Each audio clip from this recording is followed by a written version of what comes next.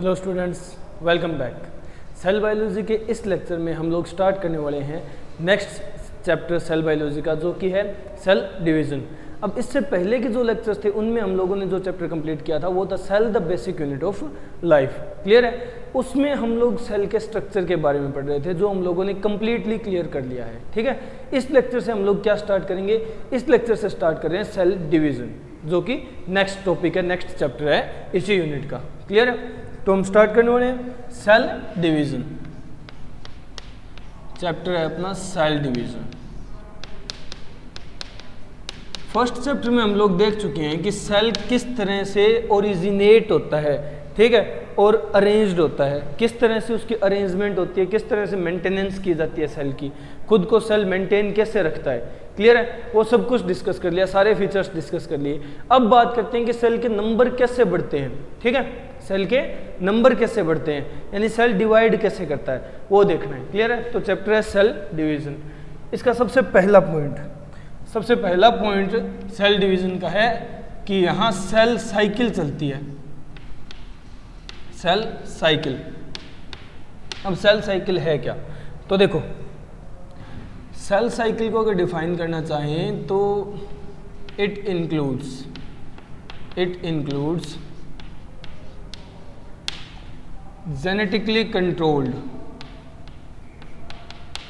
genetically controlled orderly sequential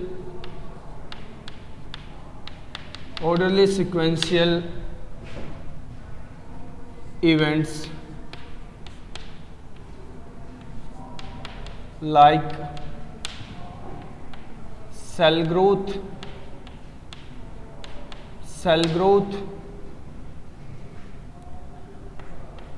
DNA duplication, या फिर तुम लोग कहो तो DNA रेप्लिकेशन, DNA डुप्लीकेशन या DNA replication, and cell division. देखो, सेल साइकिल में क्या होता है? सेल साइकिल एक genetically controlled orderly sequential events का एक फिनोमिना है। ठीक है, एक ऐसा फिनोमिना है जहां जेनेटिकली कंट्रोल्ड इवेंट्स परफॉर्म होंगे एक फिक्स, एक सिक्वेंशियल ऑर्डर में। क्लियर है? एक डिसाइडेड मैनर में परफॉर्म होंगे, जिससे क्या होगा? सेल की ग्रोथ होगी, DNA रेप्लिकेशन या डुप्लीकेशन होगा, यानी जेनेटिक मटेरियल डुप्लीकेशन होगा। क्लियर है? नेक्स्ट फिर सेल डिवीजन हो जाएगा, सेल डिवाइड करेगा। ये सेल साइकिल कहलाती है।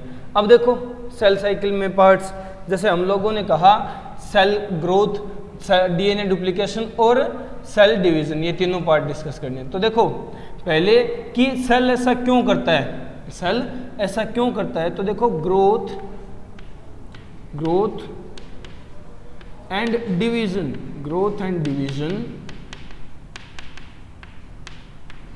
Are two basic features of cells, या फिर मैं कहूँ ऑफ ऑर्गेनिज्म भी, तो भी ये गलत नहीं है। किसी भी ऑर्गेनिज्म में या किसी भी सेल में बेसिक फीचर होता है कि वो ग्रोथ करेगा और वो डिवाइड करेगा। ठीक है, वो ग्रोथ करेगा और डिवाइड करेगा, अपने नंबर बढ़ाएगा, नंबर इंक्रीज करेगा, अपने जैसे डॉटर इंडिविजुअल्स को इंक्रीज करेगा, अपने जैसे डॉटर इंडिविजुअल प्रोड्यूस करेगा। ठीक है, ये हर सेल या किसी भी ऑर्गेनिज्म की टेंडेंसी रहती है। तो देखो, अब इसके जो स्टेप्स हैं उन्हें डिस्कस कर लेते हैं। जैसे सेल ग्रोथ है, सबसे पहले सेल ग्रोथ की बात कर लेते हैं। Cell growth includes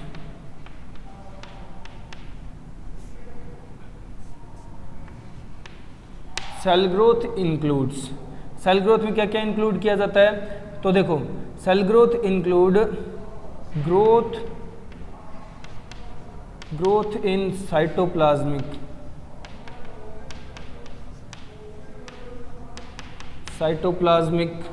material. किस तरह की ग्रोथ होगी?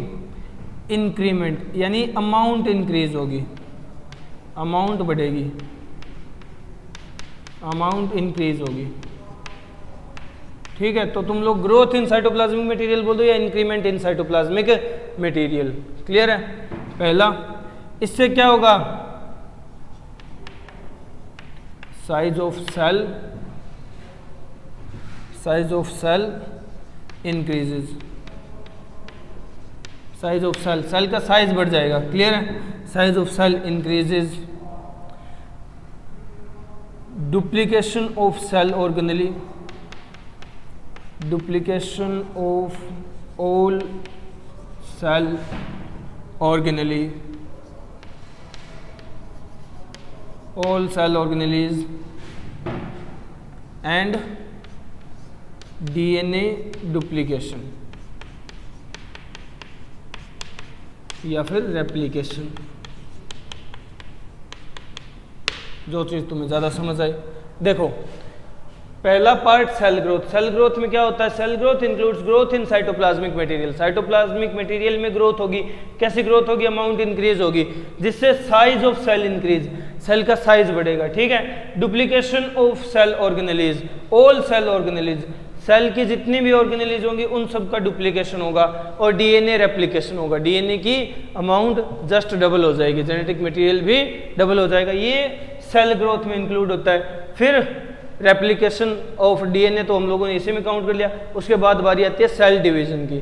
तो अब देखते हैं सेल डिवीजन क्या होता है। पहले समझो सेल साइकिल, जो सेल डिवीजन चैप्टर का मोस्ट इंपोर्टेंट या सबसे मेजर पॉइंट है, वो क्या होता है? वो genetically control orderly sequential events का एक फिनोमिना है, जिसमें सेल ग्रोथ होगी, डीएनए डुप्लीकेट होगा और सेल डिवाइड कर जाएगा। ठीक है? रीजन, क्योंकि ग्रोथ और डिवीजन हर सेल की, हर ऑर्गेनिज्म की बेसिक प्रॉपर्टीज में से एक है। ठीक है? नेक्स्ट, सेल ग्रोथ जो होती है, सेल ग्रोथ में क्या क्या होता है? सेल ग्रोथ में सेल के साइटोप्लाज्मिक मटेरियल में इंक्रीमेंट होती है, सेल का साइज बढ़ता है, सारी सेल ऑर्गेनेलीज डुप्लीकेट होती हैं, मतलब कॉपी बनती है सबकी, और डीएनए का भी रेप्लिकेशन हो जाता है। ठीक है? फिर अब हमें देखना है कि सेल डिवाइड कैसे होता है। तो तुम लोग ये निपटाओ, फिर नेक्स्ट पॉइंट देखते हैं कि सेल डिवाइड कैसे होता है, सेल डिवीजन कैसे होता है। ठीक है? जल्दी लपेटो, वीडियो पॉज करके नोट डाउन कर लेना। हो गया? चलो,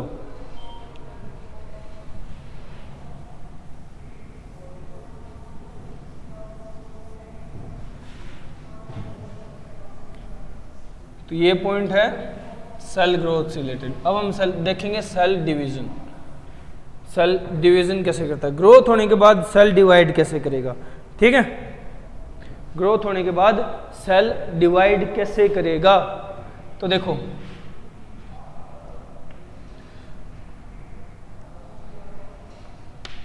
देन सेल ग्रोथ के बाद, then by genetically controlled, then by genetically controlled orderly sequential events, orderly sequential events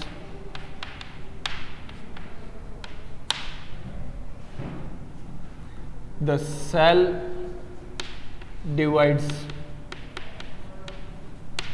the cell divides as such that equal amount of genetic material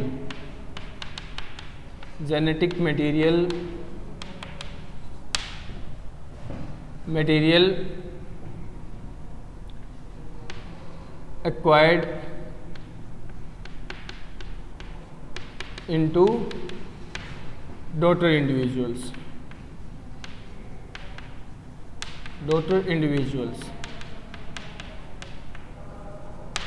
या daughter cells बोल दो। ठीक है? तो देखो, जैसे सेल ग्रोथ होती है उसके बाद cell genetically control orderly sequential events के थ्रू ठीक है, क्रोमोसोमल बिहेवियर के जेनेटिकली कंट्रोल्ड फेजेस के थ्रू डिवाइड करता है। ठीक है, इस तरह से डिवाइड करता है कि जो जेनेटिक मटेरियल था, जो डुप्लीकेट हुआ था, मतलब 2 कॉपी बन गई थी, ठीक है, तो इक्वल अमाउंट में जेनेटिक मटेरियल चला जाए किसके पास, डॉटर इंडिविजुअल्स के पास। डॉटर इंडिविजुअल्स दोनों इक्वल अमाउंट में जेनेटिक मटेरियल एक्वायर कर लें, इस तरह से सेल डिवाइड करता है। इस फिनोमिना से सेल डिवाइड करता है। क्लियर है? तो ये है सेल डिवीजन। ये क्या है? Cell division. तो देखो सेल डिवाइड कर रहा है, बात मान ली, बट इसका जेनेटिक मटेरियल इक्वली डिस्ट्रीब्यूट हो रहा है दोनों डॉटर इंडिविजुअल्स में। दोनों क्या, जितने भी डॉटर इंडिविजुअल्स होंगे उन सभी के अंदर। ये मोस्ट इंपॉर्टेंट है, जेनेटिक मटेरियल का इक्वली डिवाइड होना मोस्ट इंपॉर्टेंट है। ठीक है, समझ गए? अब ये जितनी भी प्रोसेसेस हुई हैं, ये जितनी भी प्रोसेसेस हुई हैं, जैसे सेल ग्रोथ है, डीएनए रेप्लिकेशन है और सेल डिवीजन है, ये सारी कोऑर्डिनेटेड मैनर में होनी जरूरी है। ठीक है, these all processes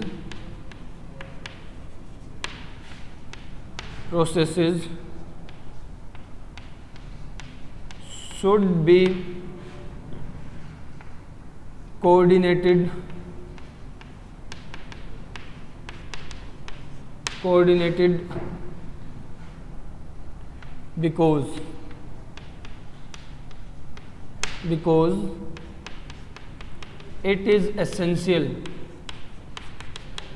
because it is essential that the daughter cells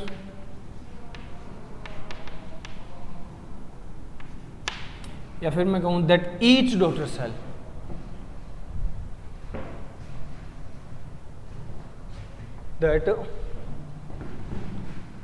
each daughter cell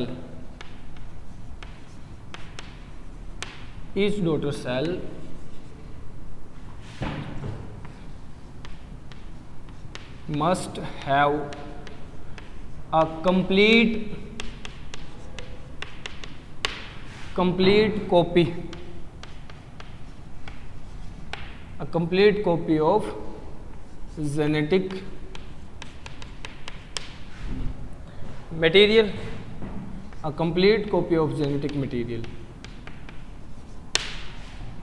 ये सारी प्रोसेसेस कोऑर्डिनेट मैनर में हो, ये ज़रूरी क्यों है? ये ज़रूरी इसलिए है, these all processes should be coordinated because it is essential. ये ज़रूरी है इन सारी प्रोसेस का एक कोऑर्डिनेट मैनर में होना। क्यों ज़रूरी है? ताकि हर डॉटर इंडिविजुअल के पास एक कॉपी जेनेटिक का, एक कंप्लीट कॉपी जाए, एक कंप्लीट कॉपी जाए जेनेटिक मटेरियल की। ठीक है, किसी के पास किसी तरह की कोई कंसिक्वेंसेस ना आ जाए। ठीक है, एक कंप्लीट कॉपी हर डॉटर इंडिविजुअल, हर डॉटर सेल के पास जानी चाहिए। ठीक है, 2 कॉपी बनी है तो 2 इंडिविजुअल्स के पास एक एक कॉपी चली जाए, 4 कॉपी बनी है तो 4 इंडिविजुअल्स के पास एक एक कॉपी चली जाए। ठीक है, 8 कॉपी बनी है तो 8 इंडिविजुअल्स के पास एक एक कॉपी चली जाए। तो हर डॉटर इंडिविजुअल के पास एक कंप्लीट कॉपी होना जेनेटिक मटेरियल का जरूरी है। ठीक है, तो इसलिए इन सारी प्रोसेसेस को एक कोऑर्डिनेट मैनर में परफॉर्म करवाया जाता है। क्लियर है? समझ गए? लपेटो ये पॉइंट, जल्दी जल्दी लपेटो। हो गया? चलो अब नेक्स्ट पॉइंट डिस्कस करते हैं। ये हुई है बात सेल साइकिल की इंट्रो की। ठीक है, जो अभी तक कंप्लीट तो नहीं हुआ है। देखो नेक्स्ट पॉइंट कि क्या सभी सेल डिवाइड होने में, सभी सेल डिवीजन में एक जितना ही टाइम लेते हैं? एक जितना ही टाइम लेते हैं क्या? ठीक है, तो ये देखना है, ये पॉइंट डिस्कस करना है। देखो time period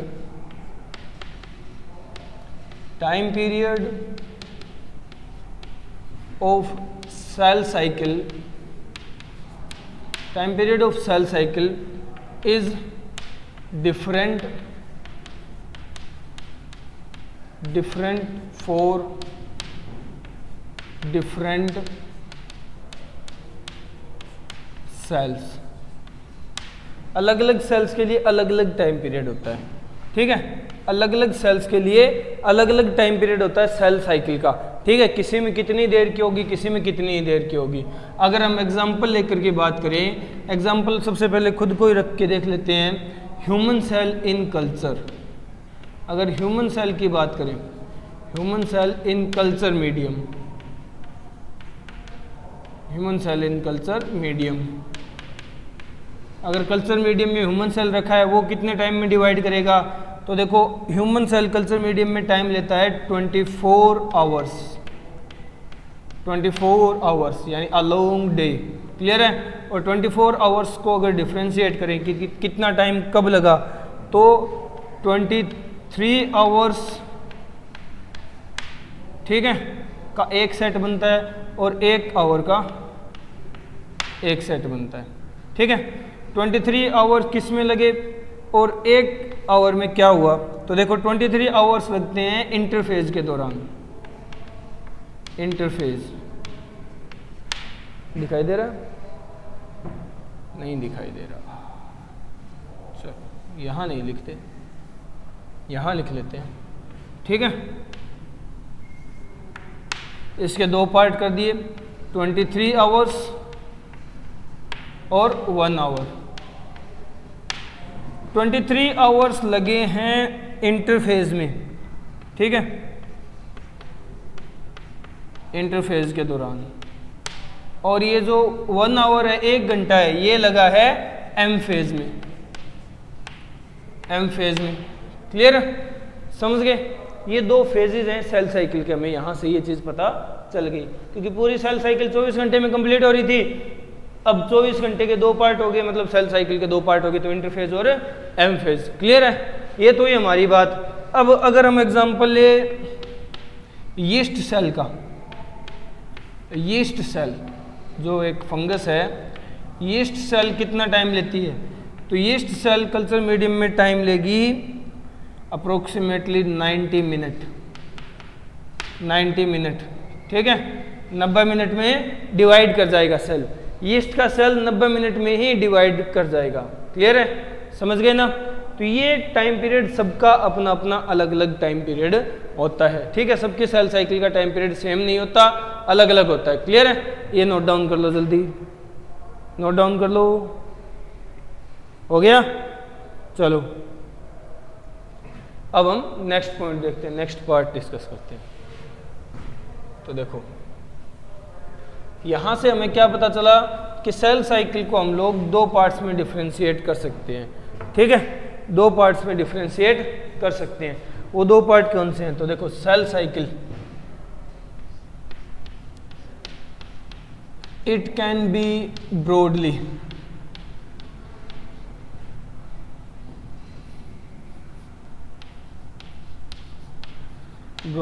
divided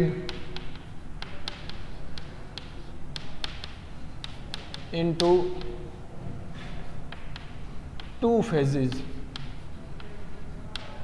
It can be broadly divided into 2 phases, ठीक है। कौन कौन से हैं, फर्स्ट और सेकंड। फर्स्ट है यहाँ इंटरफेज, इंटरफेज, क्लियर है। सेकंड है एम फेज, एम फेज। अब देखो मैं सेल साइकिल बनाने जा रहा हूँ, थोड़ा सा डिटेल में समझना इस चीज़ को, क्योंकि नीट ने इस चीज़ पे क्वेश्चन पूछा था 2020 में। 2020 T20 की बात नहीं कर रहा, 2020 की बात कर रहा हूँ, ठीक है। देखो नीट ने इसी चीज़ पे क्वेश्चन पूछा था, जस्ट जो हम अब डिस्कस करने वाले हैं। ये क्या है, ये सेल साइकिल है, ये सेल साइकिल है। और सेल साइकिल को जब डिफ्रेंशिएट करते हैं ना, तो देखो कैसे डिफ्रेंशिएट किया जाता है।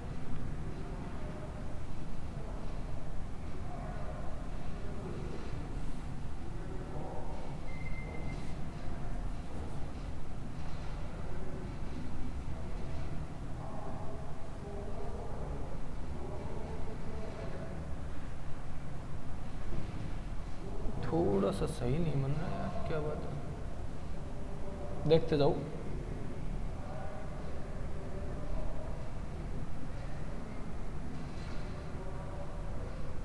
इस तरह से सेल साइकिल को डिफ्रेंशिएट किया जाता है। किन किन फेजेस में? तो देखो,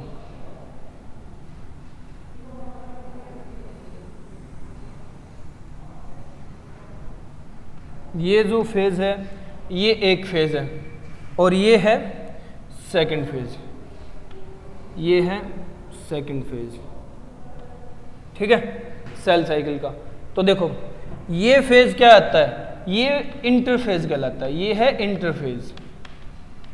इंटरफेज हम लोगों ने कहा था ना कि हमारे केस में, ह्यूमन सेल के केस में कितना टाइम लगता है इंटरफेज में? 24 आवर्स, 24 में से 23 आवर्स, और ये जो बच गया ये हिस्सा है एम फेज, ठीक है, ये हिस्सा है एम फेज। एम फेज में लगता है 1 घंटा, 1 आवर। तो इसी बेसिस पे मैंने सेल साइकिल के टाइम को डिवाइड कर दिया, ठीक है। अब समझने की कोशिश करना, जो इंटरफेज है वो फर्दर डिवाइड होता है सब फेजेस में। कितने सब फेजेस में? वो फर्दर डिवाइड होता है 3 सब फेजेस में, ठीक है। 3 सब फेजेस कौन कौन से हैं? तो ध्यान देना,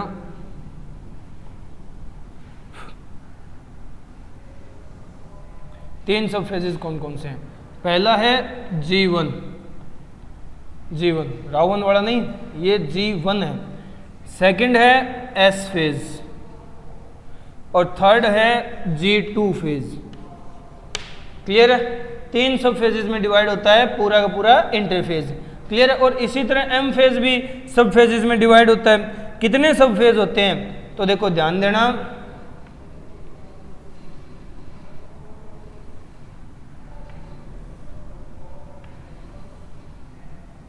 कितने सब फेज हैं? पहला है प्रोफेज, प्रोफेज। सेकंड है मेटाफेज, सेकंड है मेटाफेज। थर्ड है एनाफेज, एनाफेज। और फोर्थ है टीलोफेज, टीलोफेज। क्लियर है? ये 4 फेजेस हैं। ये किसका पार्ट है? ये जो 4 फेज है ना, ये तो पार्ट है, ये 4 फेजेस तो पार्ट है किस चीज का? यहां लिख रहा हूं मैं, ये 4 फेजेस पार्ट हैं के का। अब ये के क्या है ये हम डिस्कस करेंगे बाद में। ये बचा हुआ हिस्सा, ये बचा हुआ हिस्सा है सी के मीन्स साइटोकाइनेसिस, साइटोकाइनेसिस। ये बचा हुआ हिस्सा है सी के। तो के का मतलब क्या था? के का मीनिंग होता है कार्योकाइनेसिस, कार्योकाइनेसिस। क्लियर है? समझ आ रहा ना? प्रोफेज, मेटाफेज, एनाफेज, टीलोफेज और साइटोकाइनेसिस, ये 4 जो फेज हैं ये कार्योकाइनेसिस में काउंट किए जाते हैं। कार्योकाइनेसिस यानी न्यूक्लियर डिवीजन में, जबकि ये जो हिस्सा है ये है साइटोकाइनेसिस, सेलुलर डिवीजन का। क्लियर है? समझ गए? अब देखो यहां पर न्यूक्लियस भी डिवाइड हो गया, साइटोप्लाज्म भी डिवाइड हो गया, मतलब इस स्टेज पे ऑल ओवर क्या हुआ है? ऑल ओवर सेल ही डिवाइड हो गया, सेल ही डिवाइड हो गया। 2 डॉटर इंडिविजुअल्स में, 2 डॉटर इंडिविजुअल्स में सेल ही डिवाइड हो गया, ठीक है, पूरा का पूरा। समझ गए? ये इस जगह होता है। क्लियर है ना? समझ रहे हो? तो देखो क्या हुआ कि इंटरफेज सबसे लंबा फेज था। अगर मैं कहूं तो इंटरफेज कितना टाइम लेता है, कितना टाइम लेता है? तो एक्वायर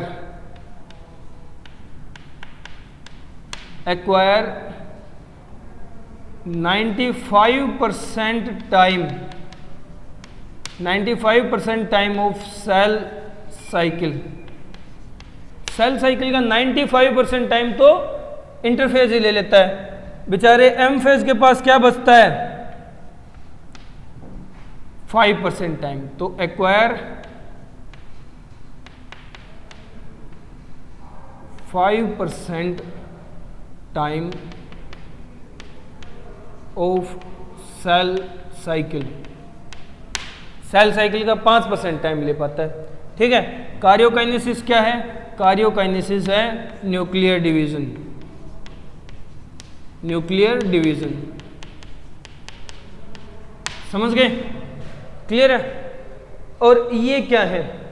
जीवन है, जीवन को कहा जाता है gap first phase, gap first phase. S है synthesis phase, synthesis phase.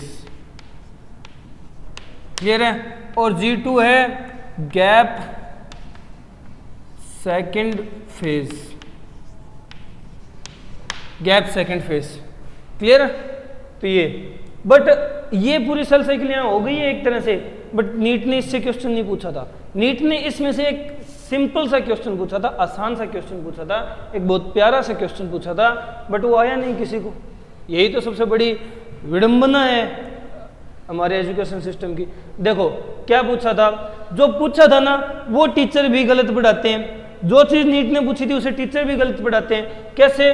NEET ने पूछा था कि ये तो चलो सेल जिसको डिवाइड करना हो वो काम करके पूरा अपना चला गया, ठीक है, सेल का डिवीजन हो गया, हम लोगों ने बात मान ली।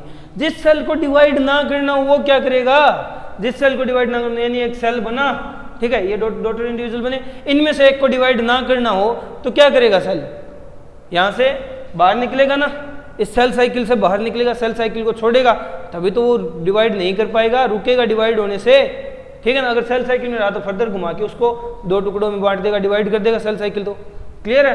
तो वो क्या करता है, तो टीचर बताते हैं कि यहाँ साइटोकाइनेसिस के बाद एक छोटा सा यहाँ फेज होता है जिसका नाम G0 है, ठीक है, और वो इसमें इंटर कर जाता है, ये रेस्टिंग फेज है, और यहाँ से वो डिवीजन नहीं कर पाता। बट ये बिल्कुल गलत है, सरासर गलत है। घंटा घुसता है जी फेज में, कुछ नहीं जाता। होता क्या है, देखो जिस सेल को डिवाइड नहीं करना होता ना, डिसाइड कर लिया कि मुझे फर्दर डिवीजन नहीं करना, ठीक है, एक बार में बन गया, बस बन गया, मैं ही रहूँगा, मैं जनसंख्या नहीं बढ़ाऊंगा, तो वो क्या करता है, वो सेल क्या करता है, वो कुछ टाइम तो ग्रोथ फेज में गुजारता है, जीवन में कुछ टाइम गुजारेगा, ठीक है, कुछ टाइम जीवन में गुजारेगा। वही बात है कि कुछ समय तो गुजारो गुजरात में, वो वाली बात है। कुछ टाइम तो, कुछ समय तो ये गुजारेगा जीवन में, फिर ये क्या करेगा, फिर ये जीवन से निकलेगा, फिर ये जीवन से निकलेगा, जीवन से निकल करके कहाँ जाएगा, जीवन से निकल करके जाएगा ये क्योसेंट स्टेज, एक रेस्टिंग फेज में, जो कि यहाँ होती है। इसको हम एस से दिखाएं तो ये बिल्कुल करेक्ट है, ठीक है। जो टीचर्स बताते हैं या जो बुक ने भी शायद डायग्राम एक दे रखा है ऐसा, वो गलत है, ठीक है, उससे कंफ्यूजन होता है, समझ नहीं आता। एक्चुअल सेल साइकिल का डायग्राम ये होता है, और क्या करता है, जिसको डिवीजन नहीं करना होता ना, जो सेल यानी ये डॉटर इंडिविजुअल है, ये ग्रोथ फेज में आ गया और इसको डिवाइड नहीं करना फर्दर, ये सेल साइकिल में इंटर तो कर गया, फर्दर इसे डिवीजन नहीं करना, डिवीजन नहीं करना तो ये यहाँ चला जाएगा इस स्टेज में, इसे कहा जाता है G0 फेज, G0 स्टेज, ठीक है। G0 है क्यूसेंट स्टेज, समझ गए, रेस्टिंग फेज, और यहां से फिर ये सेल बाहर निकल जाएगा, ठीक है। और ये सेल क्या हो गया, ये ऐसा सेल हो गया, सेल डू नॉट डिवाइड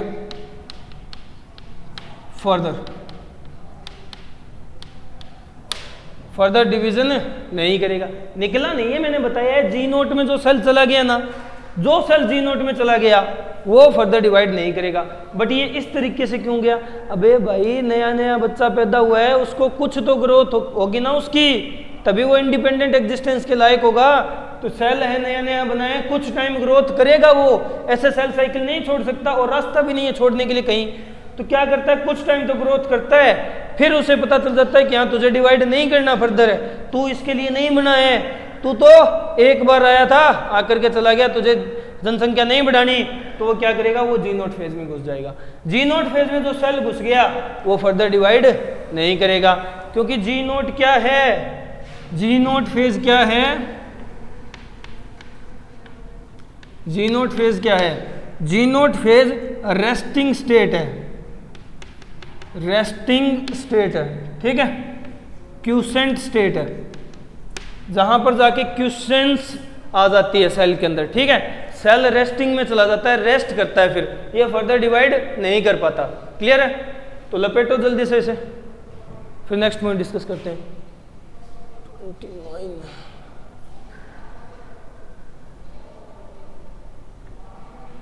हो गया। तो देखो अभी हम लोगों ने क्या डिस्कस किया है, हम लोगों ने सेल साइकिल को दो पार्ट्स में डिफरेंशिएट कर लिया, एक इंटरफेज और दूसरा एम फेज, जिसे माइटोटिक फेज बोलते हैं। अब नेक्स्ट लेक्चर से हम इन्हीं दो फेजेस को डिटेल में स्टडी करने वाले हैं, ठीक है। इन्हीं दो फेजेस को डिटेल में स्टडी करेंगे, सारे पॉइंट्स देखेंगे, हर एक सब फेज की डिटेल स्टडी होगी, ठीक है। तब जाकर के पता चलेगा हमें सेल किस तरह से डिवाइड करता है। क्लियर है? और सेल डिवीजन के जो दो इंपॉर्टेंट मैकेनिज्म है वो भी डिस्कस करेंगे। ओके, तो आज इस लेक्चर में इतना ही, बाकी नेक्स्ट लेक्चर में डिस्कस करते हैं। Good bye.